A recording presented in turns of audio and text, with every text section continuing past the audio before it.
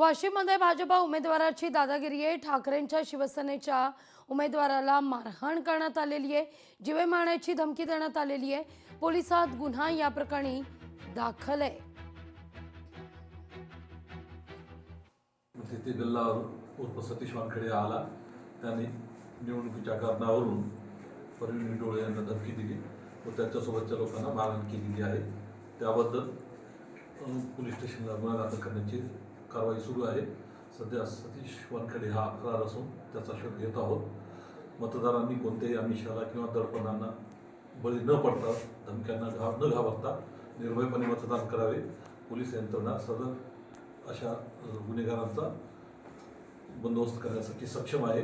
योग्य तो पोलीस बंदोबस्त लावण्यात आलेला आहे। कोणतीही काळजी करण्याचं कारण नाही। लोकशाही मराठी ऐका, पहा, जागरूक रहा।